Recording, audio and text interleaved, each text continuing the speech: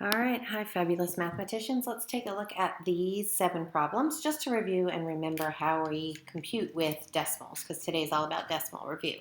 Okay? All right, our first problem is 4 and 6 tenths plus 12 plus 37 hundredths. If I'm going to add all these together, when I add and subtract, I have to line up those decimals. That's why I use my notebook paper this way. It helps me keep my columns. So let's start with the first number, 4 and 6 tenths. Put the decimal right on the line. The number 12, if it's a whole number, where's the decimal? It's at the end of the whole number. So I'm going to add my decimal there and then add my 12 in front of the decimal because it's a whole number. And then 37 hundredths. I'm going to put my decimal first and then 37 hundredths. I'm adding all of these up. So any of these gaps that I have here, that I have holes, we're going to put zeros in their place so it keeps the value the same, but it gives me numbers to add. All right, so let's add this hundredth column first. 7, 6 and 3, 9. The decimal just drops down. It's our placeholder to hold on to that place. 4 plus 2, 6, and 1. So this number, 4 and 6 tenths plus 12 plus 37 hundredths, is 16 and 97 hundredths. Always remember, when you add decimals, you must line up the decimal. All right, let's try this one. 46 minus 3 and 46 hundredths. Again, if the number has a whole number, the decimal is found at the end. So we're going to put 46, the decimal is at the end. We're going to line up that decimal again and then place our numbers in their order. 3's in the ones place, 4 in the tenths, and 6 in the hundredths. Here's our subtraction. So when I subtract, again, I'm going to fill in these numbers with zeros. I can't take 6 from nothing in open space. That nothing is a 0, so I need to hold that place with a 0. So now we're going to borrow. Can't borrow from the 0, so I go all the way from the 6, which becomes a 5. The 0 becomes a 10. I'm going to borrow from that 10 becomes a 9. This 0 becomes a 10. Now I can subtract. 10 minus 6, 4. 9 minus 4, 5. Decimal stays and just slides straight down as a placeholder.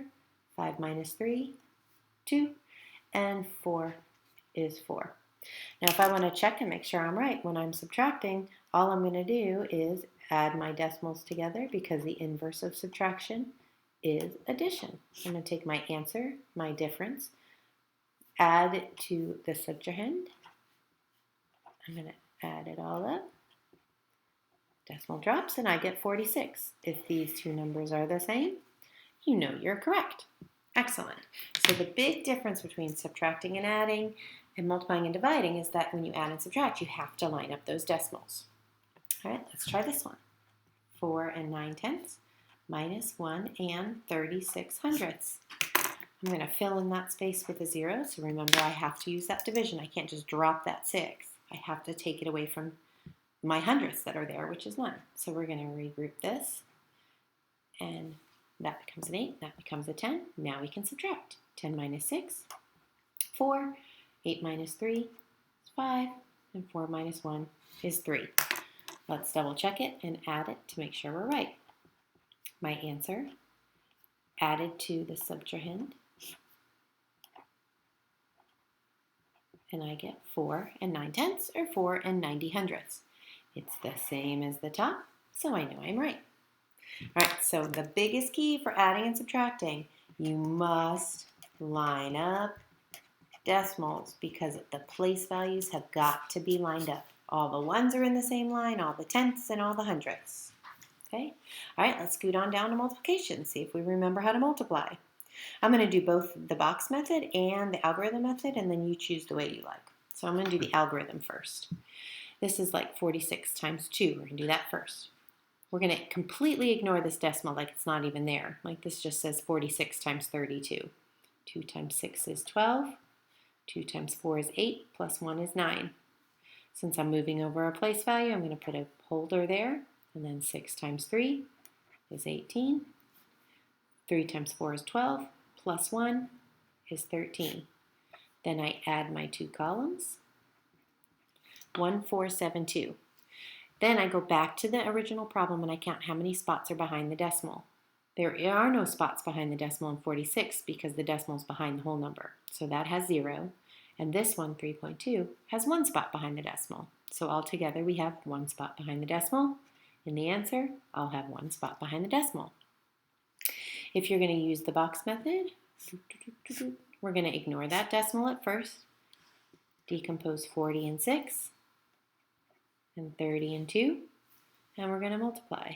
This would be 1200. 6 times 30 is 180. 40 times 2 is 80. 6 times 2 is 12.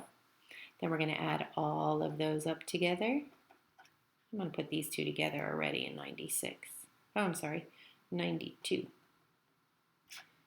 2, 17, 4, 1472.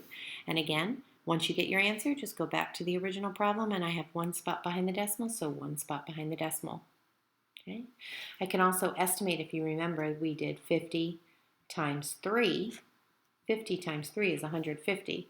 So the only place in the answer the decimals can make this close to 150 is by placing it there. Okay, all right, let's look at the next one. 5 and 36 hundredths times 4 and 5 tenths. We do the algorithm first. 5 times 6 is 30. 5 times 3 is 15, plus 3 is 18. 5 times 5 is 25, plus 1 is 26. And with those, placeholder as I move over 1. 4 times 6 is 24. 4 times 3 is 12, plus 2 is 14. 4 times 5 is 20, plus 1 is 21. Let's put them together. 2, 4, 1, 2, 0. Let's count how many spots behind the decimal. 1, 2, 3.